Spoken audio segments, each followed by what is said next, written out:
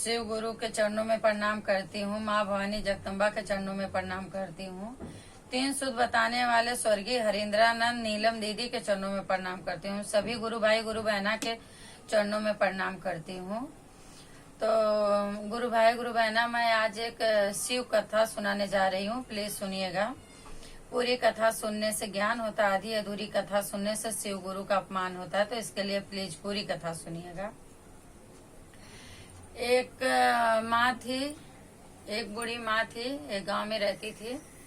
और वो बूढ़ी माँ जो है पूजा पाठ तो करती थी, लेकिन दान पुण्य नहीं करती थी माता।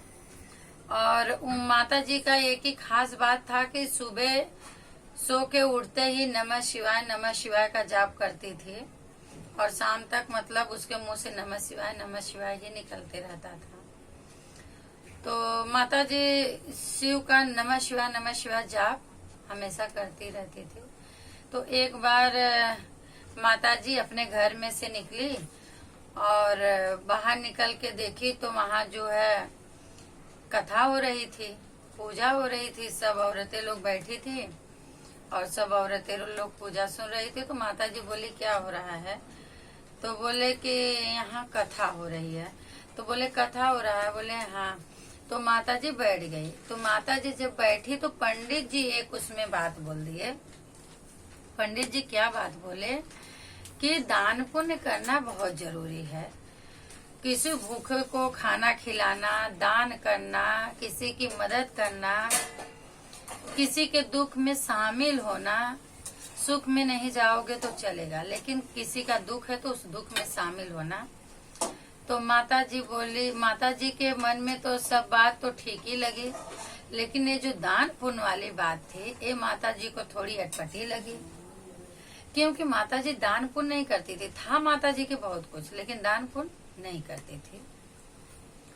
दान पुण्य नहीं करती थी। अभी सभी लोग बैठे और कथा सुन के चले गए प्रसाद लेके। माता जी बैठी रह गई। माता जी बैठी इसलिए रह गई कि मैं महाराज जी से कुछ पूछूंगी कि दान पुण्य जो करने बोले हैं तो मैं ज्यादा नहीं करूं, थोड़ा ही करूं तो चलेगा क्या?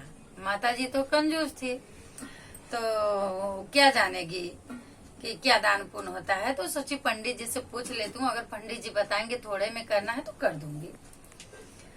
तभी क्या बोले कि पंडित जी के पास गई तो प्रसाद ली माता जी और बोली कि पंडित जी बोले कि क्यों माता, सब लोग चले गए, आप बैठी हो, क्या बात है, कोई बात है क्या?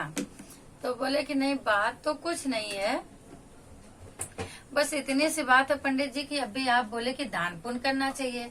तो दान पुण्य करना चाहिए उसका मतलब क्या होता है? दान पुण्य का मतलब क्या होता है? तो बोले कि किसी भूखे को खाना खिला दो, दान हो जाता है। किसी के पास वस्त्र नहीं है, दे दो, दान हो जाता है। किसी की गरीब घर की कन्या की शादी हो रही, उसमें शामिल हो जाओ, वो भी दान पुण्य हो जाता है।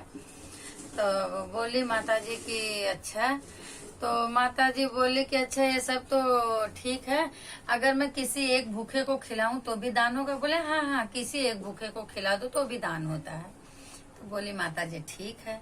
अभी माता जी तो ठीक बोल दी, अभी सोच रही किसको खिलाऊं, क्या करूं, किसको खिलाऊं। तो अभी उसके जाने की भी टाइम हो गई है और दान भी उसको अभी करना है। तो क्या बोली कि अंदर गई, बढ़िया पूड़ी खीर और सब्जी बढ़िया बनाई। बनाने के बाद माता जी घर से निकल दी ढूंढने के लिए कि कोई मतलब बहुत थोड़ा भोजन करने वाला कोई मिल जाए तो मैं उसको खिला दूं। तो गांव में घूमते घूमते सब जगह मतलब जा रही है, जिसको बड़ा देख रही, मोटा छोटा जैसा देख रही है तो बोल रही है कि ज्यादा खा लेंगे, जो कम खाएगा उसको मैं लूंगी। अभी भगवान भोलेनाथ की नजर से कौन बचता? जो दुनिया का मालिक है, देव के देव महादेव से कौन बचेगा? बाबा तो सब लीला देख रहे हैं ऊपर से बैठे बैठे। तो बोले गणेश जी को कि पुत्र, बोले हाँ पिताजी बोलिए। बोले कि आप एक छोटा से नन्हा से बालक बन के जाओ, वहाँ बैठ जाओ, वो माता जी खाना खिलाने के लिए ढूंढ रही है, कोई दान पुण्य नहीं की, उसके आने की टाइम हो गई, भला आपको ही खिला के उसका कुछ पुण्य हो जाएगा तो आएगी तो यहाँ उसको मिलेगा। तो गणेश जी बोले कि पिताजी मैं समझ गया।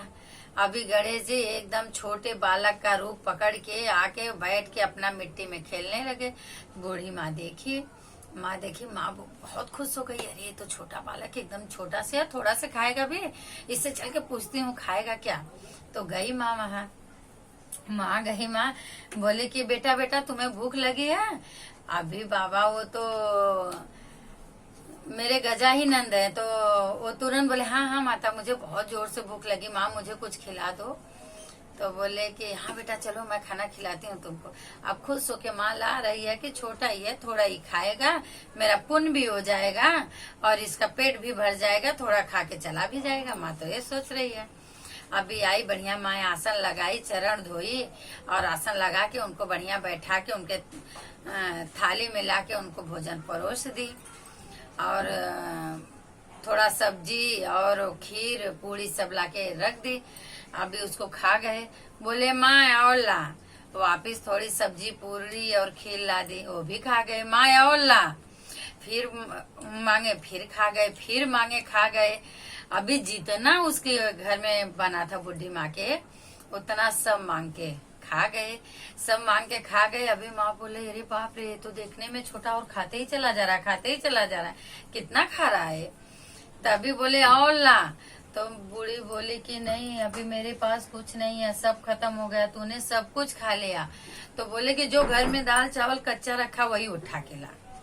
बोले जो दाल चावल रखा है कच्चा वही उठा के ला।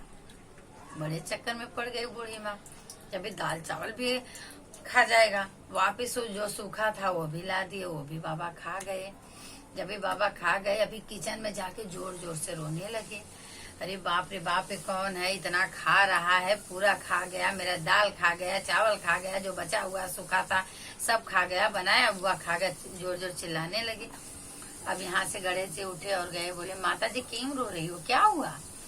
तो बोले कि अरे तूने सब खा गया, मेरा कुछ भी नहीं छोड़ा, तूने सब कुछ खा गया, सब कुछ खा गया, कुछ नहीं छोड़ा। तभी बाबा अपने रूप में वहाँ प्रकट हो गए और बूढ़ी माँ को दर्शन दिए। बोले कि माता ये मैं था, तुम खोज रही थी, पिताजी देखे वहाँ से, मुझे तेरा उद्धार करने के लिए भेजे हैं और तू कभी दान पुण्य नहीं की थी, इसलिए पिताजी भेजे और मैं आया हूँ तेरा उद्धार करने, तेरा उद्धार कर रहा हूँ, तेरा उद्धार करके ही जाऊंगा।